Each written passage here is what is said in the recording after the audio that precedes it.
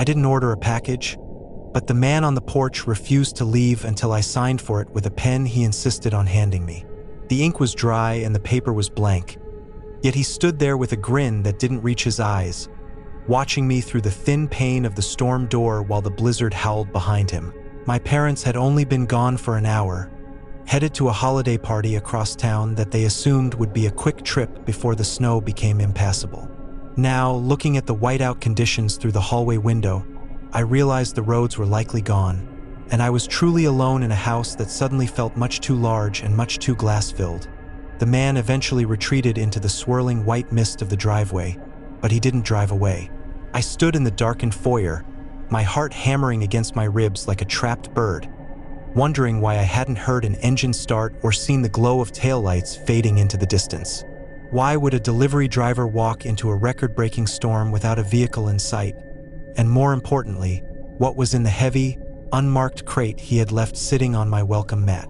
I waited for 10 minutes, staring at the wood grain of the door, paralyzed by the thought that he was still standing just inches away on the other side of the wood. The wind shrieked, rattling the window frames in a way that sounded like frantic fingers trying to find a latch. I moved to the kitchen, keeping my footsteps light and avoiding the floorboards I knew would groan under my weight. I didn't turn on the lights because the darkness was my only remaining friend, a veil that kept me hidden while the world outside turned into a cold, predatory void.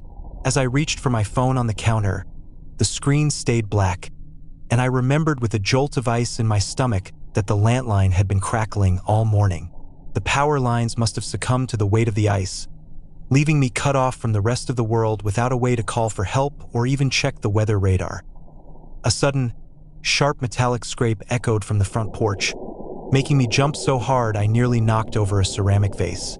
It was the sound of the heavy crate being dragged, not away from the door, but directly in front of it. Was he trying to block me in, or was he using it as a step to reach the higher windows above the entryway? My mind raced through every horror movie trope I had ever seen, but this felt different because there was no music, no jump scares, only the oppressive, heavy reality of a physical threat. I crept back toward the hallway, my eyes straining to make sense of the shadows, and that was when I saw the handle of the front door slowly, methodically turn.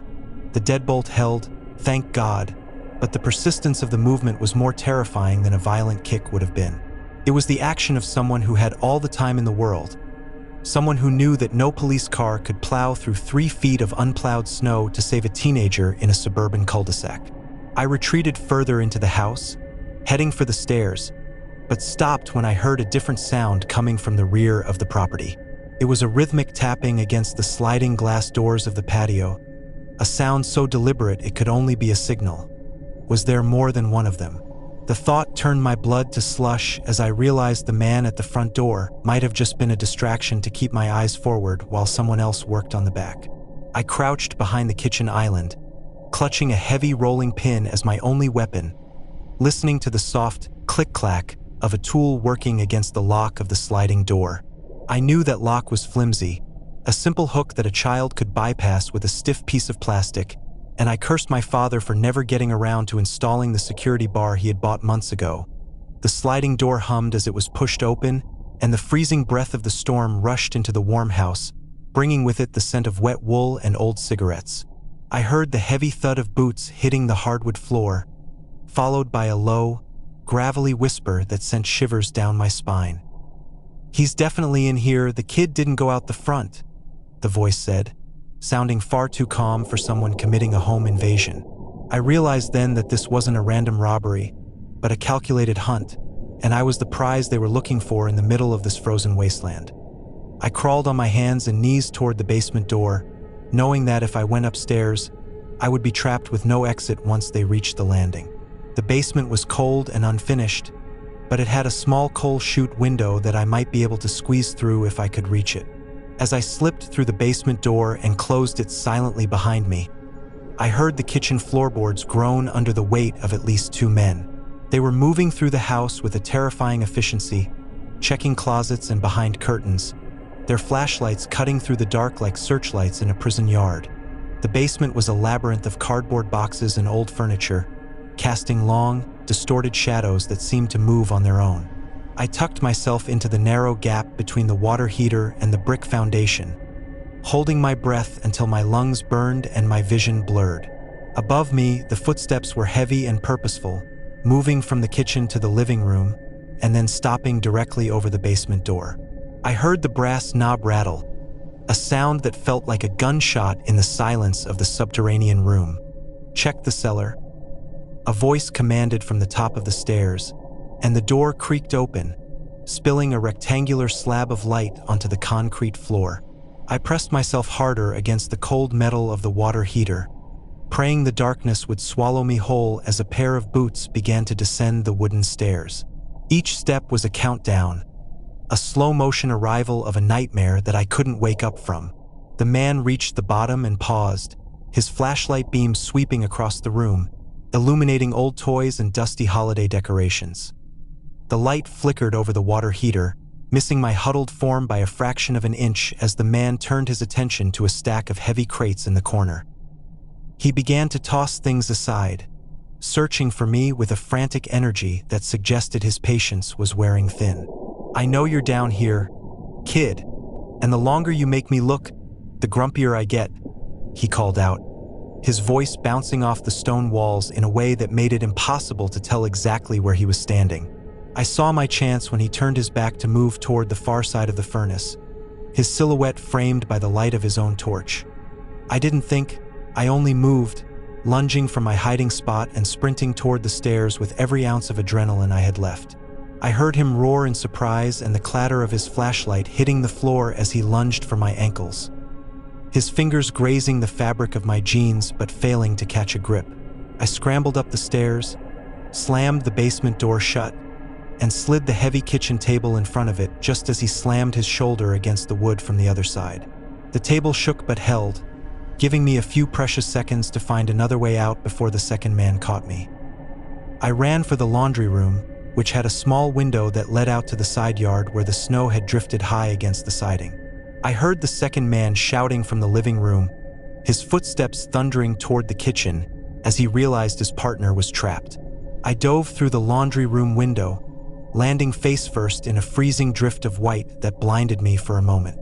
I didn't care about the cold or the fact that I was in my socks. I only cared about the distance I could put between myself and that house.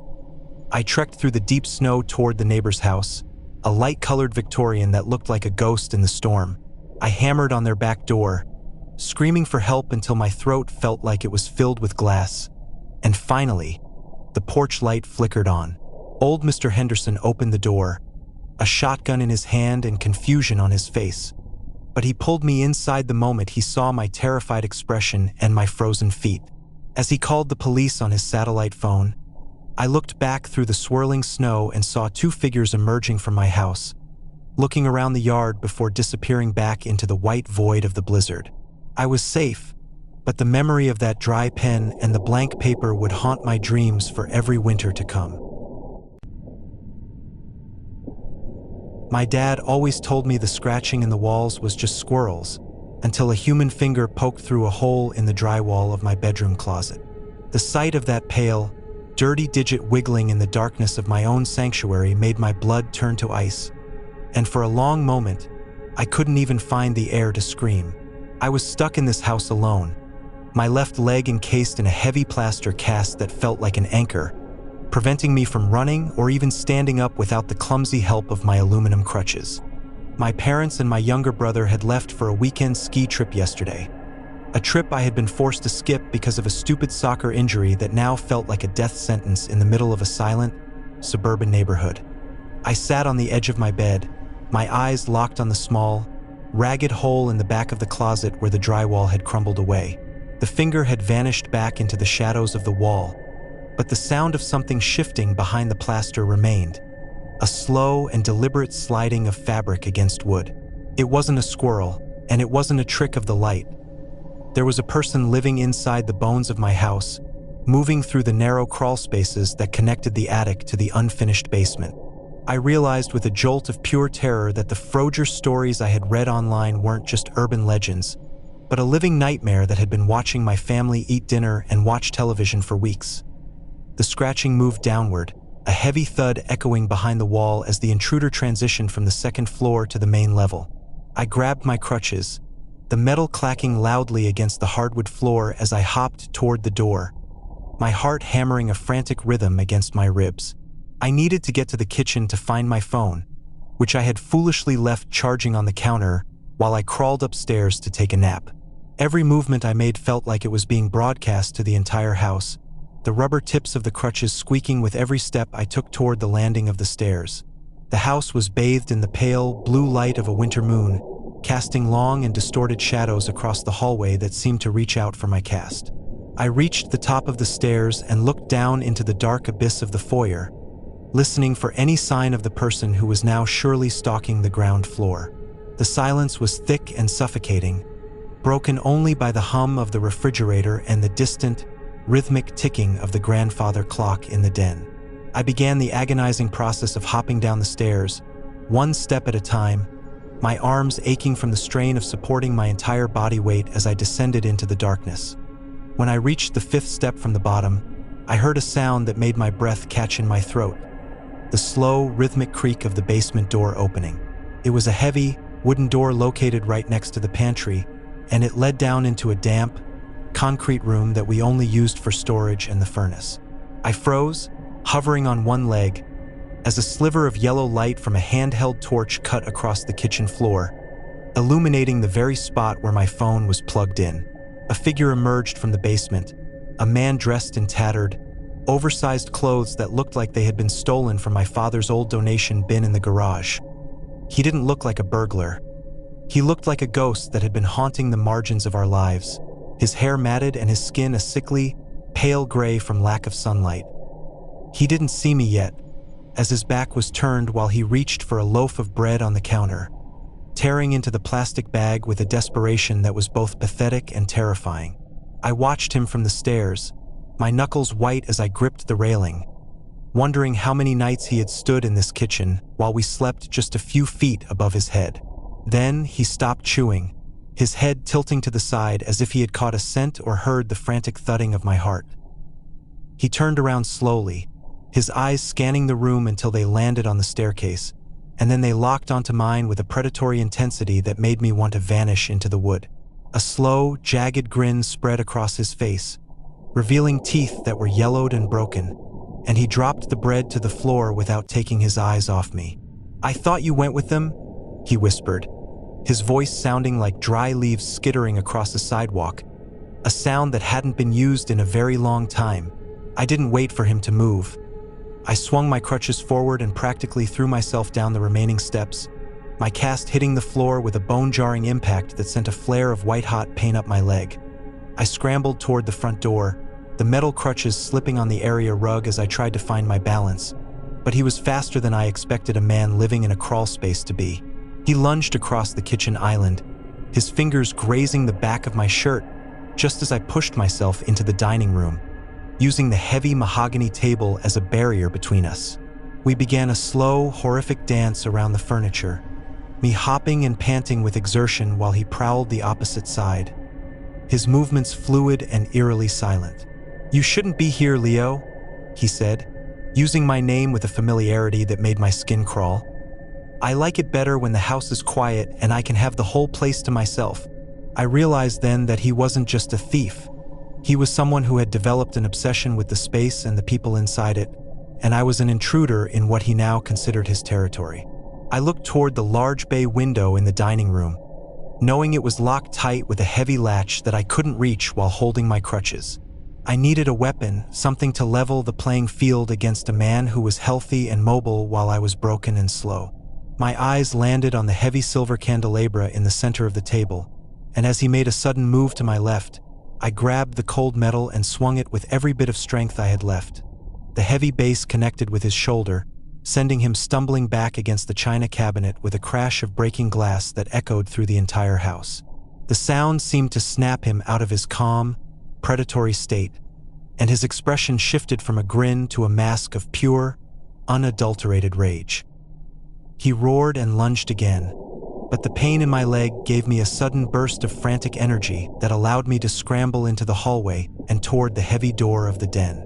I slammed the door shut and turned the deadbolt just as his weight hit the wood from the other side, the impact so violent that the hinges groaned in protest. The den was a small, windowless room filled with my father's books and a heavy oak desk, and I knew I was trapped if he managed to break the door down. I looked around the room in a panic, my eyes landing on the old-fashioned fireplace that hadn't been used in years, and more importantly, the heavy iron poker resting in the stand beside it. I grabbed the poker, its weight comforting in my hand, and backed into the corner furthest from the door, watching as the wood began to splinter under the force of his kicks. Each blow felt like a heartbeat, a countdown to the moment he would break through and end the game he had been playing in the dark. "Go away," I screamed, my voice cracking with a mixture of fear and defiance. "The police are on their way." I pressed the silent alarm. It was a lie, but it was the only card I had left to play in a hand that was stacked against me. The kicking stopped abruptly, followed by a long, heavy silence that felt even more dangerous than the violence of the moments before. I heard his footsteps retreating, not toward the kitchen, but back toward the basement door, his heavy breathing fading as he realized the risk of being caught was finally real. I didn't move from that corner for 3 hours, holding the iron poker in one hand and my crutch in the other, listening to every creak and groan of the settling house. When the sun finally began to bleed through the edges of the heavy curtains, I summoned the courage to unlock the door and crawl toward the kitchen, where I grabbed my phone and dialed the police with trembling fingers. When the officers arrived and searched the house, they found a small, makeshift bed made of stolen blankets in the crawl space behind the furnace, along with dozens of Polaroid photos of my family taken from the shadows of the vents.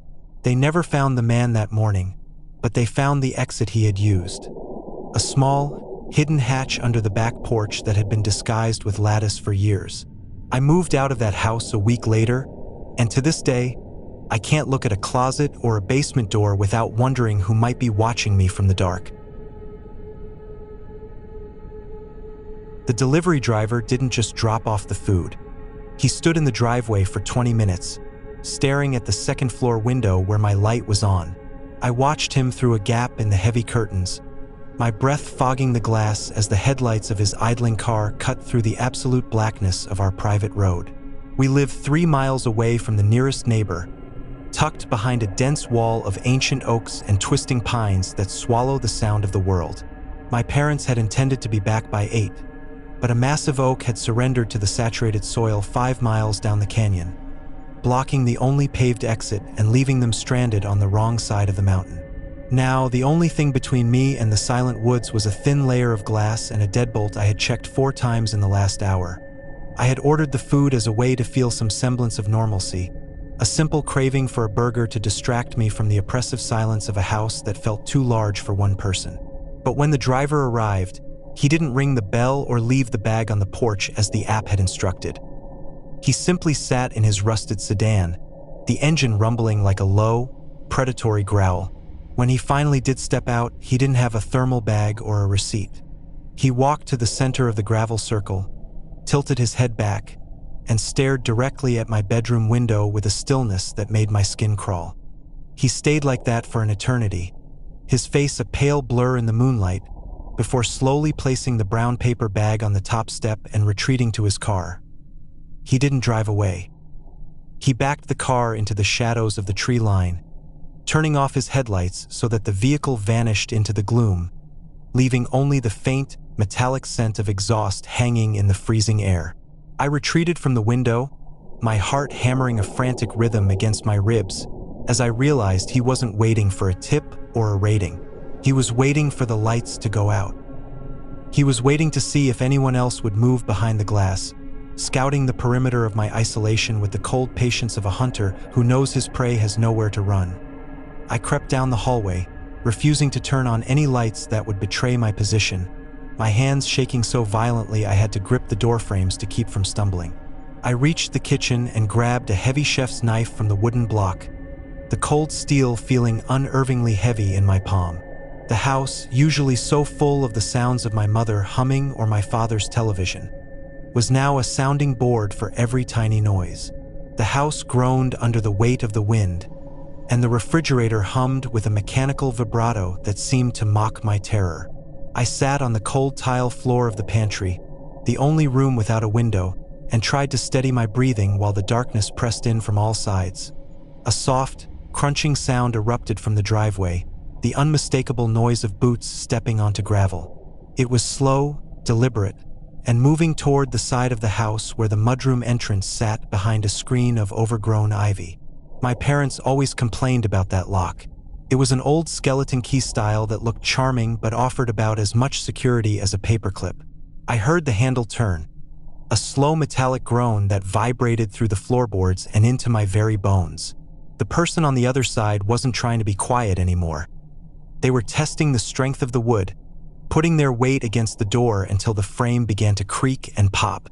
"I know you're in there, Leo. I saw your shadow." A voice drifted through the cracks in the door, sounding horribly thin and casual, like a neighbor asking to borrow a cup of sugar.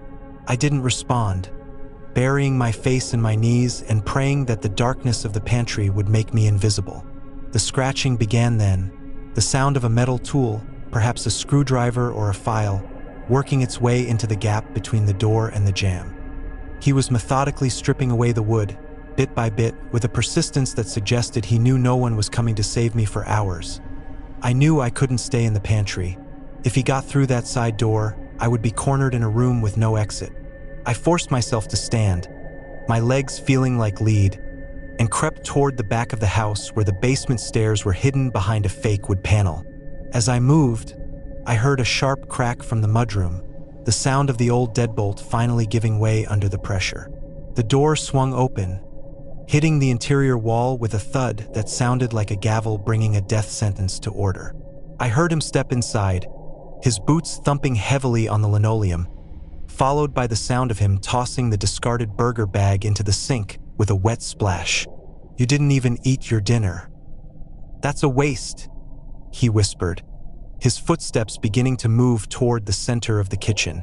I slipped through the basement door and closed it with agonizing slowness, praying that the click of the latch wouldn't give me away. The basement was a labyrinth of old moving boxes and holiday decorations, smelling of damp earth and forgotten things. I didn't turn on the light. I knew every inch of this space from years of playing hide and seek, and I used that knowledge to navigate the shadows toward the far corner where the heavy metal furnace stood. Above me, the floorboards shrieked as he moved through the living room, his footsteps heavy and arrogant. He was opening closets, sliding back the pocket doors of the dining room, and knocking over chairs as he searched for me. I realized he wasn't just looking to steal. He was enjoying the process of the hunt, savoring the fear he knew I was feeling. I tucked myself into the narrow gap behind the furnace, pulling a heavy canvas tarp over my head and curling into the smallest ball possible, the cold concrete of the floor seeping into my jeans. Suddenly, the footsteps stopped directly above the basement door. I heard the handle rattle, then the sound of the door being kicked open so hard it hit the stop and bounced back.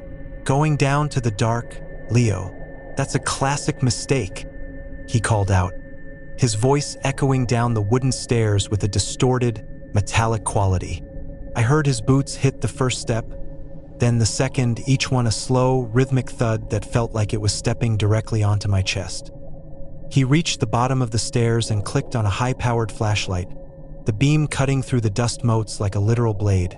The light swept across the boxes, illuminating the old Christmas tree and my father's workbench, moving closer and closer to the furnace with every passing second. I gripped the handle of the chef's knife until my palm bled, preparing myself to lunge if the tarp was pulled away. But then, the sound of a heavy engine roared in the distance, the deep, unmistakable rumble of my father's diesel truck coming up the long, private road.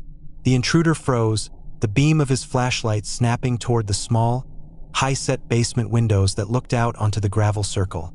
The headlights of the truck swept across the basement ceiling, a blinding wash of white light that sent the intruder into a panic. He didn't want a confrontation with a grown man. He wanted an easy target in the dark. I heard him scramble back up the stairs, his boots slipping on the wood in his haste to escape through the mudroom before the truck pulled into the garage. I stayed under that tarp for another 10 minutes, even after I heard the heavy thud of my father's boots and the sound of my mother's frantic voice calling my name from the kitchen. When I finally crawled out, the house was a wreck, drawers pulled out, chairs overturned, and the side door hanging uselessly on one hinge. My father found me shaking in the basement, the knife still clutched in my hand, and he didn't let go of me for an hour. The police found the rusted sedan abandoned half a mile down the road, the engine still warm, but the driver had vanished into the dense, black woods of the mountain. We never found out who he was or how he knew I was alone, but we moved to a house in the city 2 months later, where the neighbors are close and the roads are never silent.